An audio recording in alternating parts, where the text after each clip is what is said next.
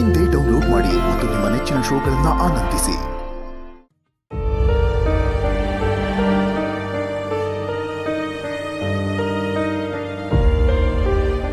Madam ಅವರೇ, ನಿಮ್ಗೇನಾದ್ರು ತೊಂದರೆ ಇದ್ದದಾ? ಇಲ್ವಲ್ಲ, ಯಾಕೆ ಹಾಗೆ ಕೇಳ್ತಿದ್ದೀರಾ? ಇಲ್ಲ ಮೇಡಮ್ ಅವರೇ, ನಿಮ್ಮ ಮನಸ್ಸಲ್ಲಿ ಏನೋ ಮಡಿಕೊಂಡು ಕೊರಗ್ತಾ ಇದ್ದೀರಾ. ಅದೇನಂತ ನನ್ನ ಹತ್ರ ಹೇಳ್ಕೊಡಿ ಮೇಡಮ್ ಅವರೇ. ಹಾಗೇನಿಲ್ಲ ಸಿದ್ದು ಅವರೇ, ನಾನು ಚೆನ್ನಾಗೇ ಇದ್ದೀನಿ. ಮತ್ತೆ ಯಾಕೆ ಮೇಡಮ್ ಅವರೇ ಮಕ್ಕನ ಇಷ್ಟು ಸಪ್ಪಗೆ ಮಾಡ್ಕೊಂಡಿದ್ದೀರಾ? ಮುದ್ದಲ್ಲಿ ನಗುನೇ ಇಲ್ಲ, ಖುಷಿ ಇಲ್ಲ. ಏನಾಯ್ತು ಮೇಡಮ್ ಅವರೇ? ಯಾರನ್ನ ಏನಾದ್ರು ಅಂದ್ರ? ಇಲ್ಲ ಸಿದ್ದು ಅವರೇ, ಯಾರು ಏನು ಹೇಳಲಿಲ್ಲ.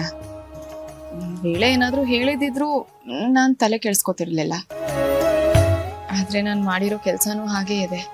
ಯಾರು ತಾನೇ ತನ್ನ ಮಗನ್ನ ಜೈಲಿಗೆ ಹೋಗೋ ಹಾಗೆ ಮಾಡಿರೋರನ್ನ ಬೈದೇ ಇರ್ತಾರೆ? ಅವ್ರು ಬೈಯೋದ್ರಲ್ಲೂ ನ್ಯಾಯ ಇದೆ ಅಲ್ವಾ? ಇದ್ರಲ್ಲಿ ನಿಮ್ಮ ತಪ್ಪು ಏನದೆ ಮೇಡಮ್ ಅವರೇ? ನೀವು ಸತ್ಯ ಹುಡ್ಕೋ ಪ್ರಯತ್ನ ಮಾಡಿದ್ರಿ, ಸತ್ಯ ಹೊರಗೆ ಬಂತು. ಮುದ್ದಮ್ಮಂಗೆ ನ್ಯಾಯ ಒದಗಿಸ್ಬೇಕಿತ್ತು, ಒದಗಿಸಾಯ್ತು. ಈಗ ನಿಮ್ಗೆ ಖುಷಿಯಾಗಿರ್ಬೇಕಲ್ವೇ? ಖುಷಿಯಾಗಿರಿ ಅಷ್ಟೇ. ನಿಮ್ಮನ್ನ ಬಿಟ್ಟು ಹೇಗೆ ಖುಷಿಯಾಗಿರಲಿ ಸಿದ್ದು ಅವರೇ? ನನ್ನ ಜೀವನದಲ್ಲಿ ಖುಷಿ ಅಂತ ಕಂಡಿದ್ದೆ ನಿಮ್ಮಿಂದ. ಈಗ ಎಲ್ಲ ಮುಗಿದು ಹೋಗ್ತಿದೆ ಅಂತ ಹೇಳಿದ್ರೆ ಅದನ್ನು ಹೇಗೆ ತಡ್ಕೊಳ್ಳಿ? ನಿಮ್ಮಿಂದ ಹೇಗೆ ನಾನು ದೂರ ಇರಲಿ ಸಿದ್ದು ಅವರೇ? ಮೇಡಮ್ ಅವರೇ, ಈಗಲೂ ಯೋಚನೆ ಮಾಡ್ತಾ ಕುಂತಿದ್ರಿ ಅಲ್ಲ. ಈಗೇನೋ ನಿಮ್ಗೆ ಖುಷಿಯಾಗಿರ್ತಿರೋ ಇಲ್ಲ ಎಲ್ಲರ ಮುಂದೆ ಕರ್ಕೊಂಡೋಗಿ ಯಾರು ಏನಂದ್ರು ಅಂತ ವಿಚಾರಿಸ್ಲೋ? ಇಲ್ಲ ಸಿದ್ದು ಅವರೇ, ಹಾಗೆ ಮಾತ್ರ ಮಾಡಕ್ಕೆ ಹೋಗ್ಬೇಡಿ. ನಾನು ಹೀಗಿರೋದಕ್ಕೂ ಅವ್ರಿಗೂ ಯಾವ ಸಂಬಂಧನೂ ಇಲ್ಲ. ಇನ್ನೇನು ಯೋಚನೆ ಮಾಡ್ತಿದ್ದೀರಾ? ಅದನ್ನಾರ ಹೇಳಿ. ಅದು ನೀವು ಆಕ್ಸಿಡೆಂಟ್ ಮಾಡಿಲ್ಲ ಅಂತ ನನಗೆ ಸ್ಟ್ರಾಂಗ್ ಆಗಿ ಅನ್ನಿಸ್ತಿದೆ ಅಲ್ವಾ? ಅದನ್ನ ಹೇಗೆ ಪ್ರೂವ್ ಮಾಡೋದು ಅನ್ನೋದ್ರ ಬಗ್ಗೆ ಯೋಚನೆ ಮಾಡ್ತಿದ್ದೆ. ಮೇಡಮ್ ಅವರೇ, ಅದನ್ನೆಲ್ಲ ಬಿಟ್ಟಾಕಿ ವಾಸ್ತವದಲ್ಲಿ ಬದುಕಿ. ಈಗ ನಮಗೆ ಸಿಕ್ಕಿರೋ ಸಮಯನ ಖುಷಿಯಾಗಿ ಕಳೀಮ, ಸರಿಯೇ? ಮತ್ತ್ಯಾಕಿನ್ನೂ ಹಂಗೆ ಇದ್ದೀರಾ? ನಗಿ. ಇದು ನಮ್ಮ ಮೇಡಮ್ ಅವ್ರಂದ್ರೆ.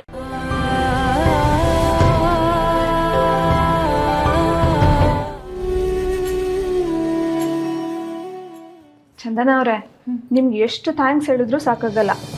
ಇವತ್ತು ಎಂಗೇಜ್ಮೆಂಟ್ ನಡೀತಿರೋದೇ ನಿಮ್ಮಿಂದ ಅಲ್ವಾ? ಅಯ್ಯೋ, ಹಾಗೆಲ್ಲ ಏನೂ ಇಲ್ಲ. ಯಾರ್ಯಾರ ಹಣೆಯಲ್ಲಿ ಯಾರ್ಯಾರ ಹೆಸರು ಬರ್ದಿರುತ್ತೋ ಅದೇ ಆಗೋದು. ಇದರಲ್ಲಿ ನಮ್ದೇನಿದೆ ಹೇಳಿ? ಹಾಗಂದ್ರೆ ದೇವ್ರು ನನಗೆ ಸಹಾಯ ಮಾಡಬೇಕು ಅಂತಾನೆ ನಿಮ್ಮನ್ನು ಕಳಿಸಿದ್ದಾರೆ ಅನ್ಸುತ್ತೆ. ಆದ್ರೆ ಇದ್ದಕ್ಕಿದ್ದಂಗೆ ಮಂಗವಾಯ ಆಗೋದ್ರೆ ನಾನೇನ್ ಮಾಡ್ಲಿ ಹೇಳಿ? ಸಾರಿ, ಅದೇನೋ ಗೊತ್ತಿಲ್ಲ, ತುಂಬಾ ನಿದ್ದೆ, ಎಚ್ಚರನೇ ಆಗಲಿಲ್ಲ. ಬೇಜಾರು ಮಾಡ್ಕೋಬೇಡಿ. ಇದಕ್ಕೊಂದು ಪನಿಷ್ಮೆಂಟ್ ಇದೆ. ಪನಿಷ್ಮೆಂಟಾ? ಏನದು? ಇವತ್ತು ಇಡೀ ದಿನ ನೀವು ನನ್ನ ಜೊತೆನೇ ಇರಬೇಕು. ಅದೇ ನಿಮಗೆ ಪನಿಷ್ಮೆಂಟ್. ಇರ್ತೀನಿ.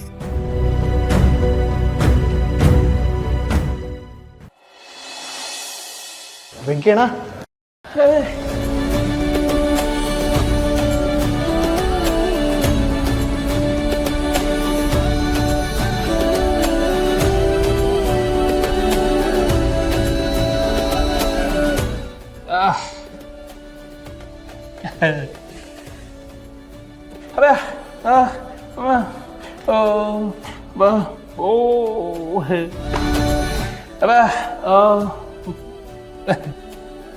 ಹೌದು ವಿಶ್ವ ಅವರೇ, ನಿಮ್ಮ ಜೀವನನೂ ಇದೇ ಥರ ಯಾವಾಗಲೂ ಬೆಳಗ್ತಾನೆ ಇರಲಿ. ಥ್ಯಾಂಕ್ಸ್. ಒಂದು ನಿಮಿಷ ಇರಿ. ಅಮ್ಮ, ಅಮ್ಮ, ಏನು ವಿಶ್ವ? ಅಮ್ಮ, ಚಂದನ್ ಅವ್ರಿಗೆ ಹೇಳಿ 2 ಕಾಫಿ ತರಕ್ಕೆ ಹೇಳಿ. ಚಂದನ ತನ್ನೂನ್ ರೆಡಿ ಮಾಡ್ತಿದ್ದಾಳೆ, ನಾನು ಹೋಗಿ ತಂದ್ಬಿಡ್ತೀನಿ. ವೆಂಕಿ, ಕಾಫಿ ಕುಡ್ಕೊಂಡು ಹಾಗೆ ಹೊಟ್ಬಿಡೋದಲ್ಲ, ಎಂಗೇಜ್ಮೆಂಟ್ ಮುಗಿಯೋವರೆಗೂ ಇದ್ದು ಊಟ ಮಾಡ್ಕೊಂಡು ಹೋಗ್ಬೇಕು.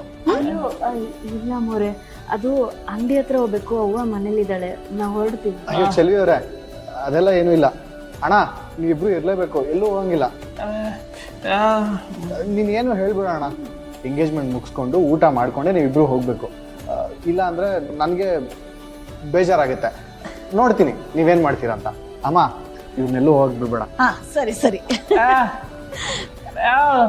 ವೆಂಕಿ, ಕಾಫಿ ತಂದ್ಕೊಡ್ತೀನಿ, ಕುಡಿದ್ಬಿಟ್ಟು ಇಲ್ಲೇ ಕೂತಿರ್ಬೇಕು.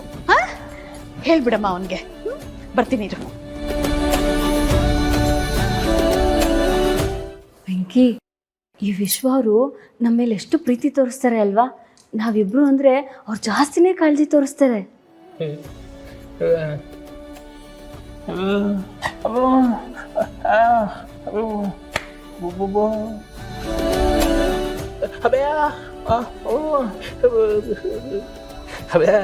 ಹೌದಾ?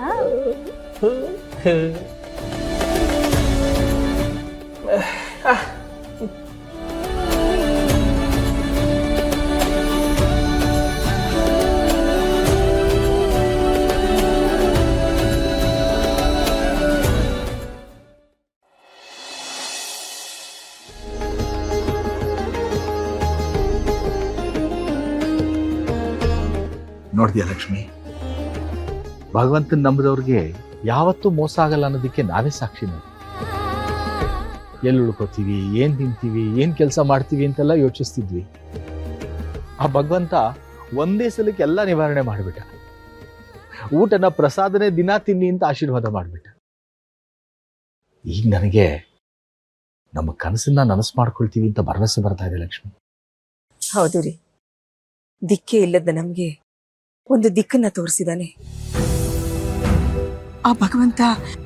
ನಾವು ಮನೆ ಕಟ್ಟೋ ಆಸೆನ ನೆರವೇರಿಸ್ಬಿಟ್ರೆ ನಮ್ಮೆಲ್ಲ ಆಸೆನೂ ಈಡೇರ್ದಾಗೆ. ಆದ್ರೆ ನಾವೀಗಿರೋ ಪರಿಸ್ಥಿತಿಲಿ ಅದ್ ಸಾಧ್ಯನೇನ್ರಿ? ಆಗುತ್ತೆ ಲಕ್ಷ್ಮಿ, ಹಾಗೆ ಆಗುತ್ತೆ. ಮನಸ್ಸಿದ್ರೆ ಮಾರ್ಗ ಅಂತ ದೊಡ್ಡವ್ರು ಹೇಳಿಲ್ವಾ? ಸುಮ್ಮನೆ ಕೂತಿದ್ರೆ ಏನೂ ಆಗಲ್ಲ. ನಾನು ಈ ಕೆಲ್ಸದ ಜೊತೆ ಇನ್ನೊಂದು ಕೆಲಸ ನೋಡ್ಕೋತೀನಿ. ಆಗ ಖಂಡಿತ ನಮ್ಮ ಕನಸನ್ನ ನನಸು ಮಾಡ್ಕೋಬಹುದು. ಆದ್ರೆ ಈ ದೇವಸ್ಥಾನದ ಕೆಲ್ಸನೇ ಇಷ್ಟೊಂದಿರುತ್ತೆ, ನಮ್ಗೆ ಸಮಯ ಸಿಗ್ಬೇಕಲ್ಲ. ಲಕ್ಷ್ಮಿ, ದೇವಸ್ಥಾನದ ಕೆಲಸ ಬೆಳಗ್ಗೆ ಇರುತ್ತೆ, ಸಾಯಂಕಾಲ ಇರುತ್ತೆ. ಮಧ್ಯಾಹ್ನ ಖಾಲಿ ಕೂತಿರ್ತೀನಲ್ಲ, ಮಧ್ಯಾಹ್ನ ಮಾಡುವಂಥ ಕೆಲಸ ಏನಾದರೂ ನೋಡ್ಕೊಳ್ತೀನಿ. ಆಗ ದೇವಸ್ಥಾನದ ಬರೋ ಸಂಬಳನ ನಮ್ಮ ಖರ್ಚಿಗೆ ಅಂತ ಬಳಸ್ಕೊಳ್ಳೋಣ. ಮಧ್ಯಾಹ್ನ ಮಾಡ್ತೀನಲ್ಲ, ಆ ಕೆಲಸದ ದುಡ್ಡನ್ನ ಮನೆ ಕಟ್ಟೋದಕ್ಕೆ ಅಂತ ಬೇರೆ ಕೂಡಿಟ್ಕೊಳ್ಳೋಣ. ಬೇಡ ರೀ, ಈ ವಯಸ್ಸಲ್ಲಿ ನೀವು ಒಂದು ಕೆಲಸ ಮಾಡೋದೇ ತಪ್ಪು. ಅಂಥದ್ರಲ್ಲಿ ಎರಡೆರಡು ಕೆಲಸ ಮಾಡಿದ್ರೆ ನಿಮ್ಮ ಆರೋಗ್ಯ ಏನಾಗಬೇಕು? ಆ ಭಗವಂತ ನನಗೆ ಆರೋಗ್ಯ ಕೊಟ್ಟಿದ್ದಾನೆ, ಕೆಲಸ ಮಾಡಬೇಕು ಅನ್ನೋ ಉತ್ಸಾಹ ಕೊಟ್ಟಿದ್ದಾನೆ. ಇನ್ನೊಂದು ಕೆಲಸ ಮಾಡೋದ್ರಲ್ಲಿ ತಪ್ಪೇನೂ ಇಲ್ಲ. ನೋಡೋ, ನೀನು ನನ್ನ ಬಗ್ಗೆ ಯೋಚಿಸ್ಬೇಡ. ನಿನ್ ಪಾಡ ನೀನು ಆರಾಮಾಗಿರು. ಲಕ್ಷ್ಮಿ, ಇಲ್ಲೇ ಎಲ್ಲಾದ್ರೂ ಹೋಗಿ ಮಧ್ಯಾಹ್ನ ಮಾಡುವಂತ ಕೆಲಸ ಸಿಗುತ್ತಾ ನೋಡ್ಕೊಂಡ್ಬರ್ತೀನಿ. ಆಯ್ತು, ಹುಷಾರಾಗಿ ಹೋಗ್ಬನ್ನಿ. ಆಯ್ತು.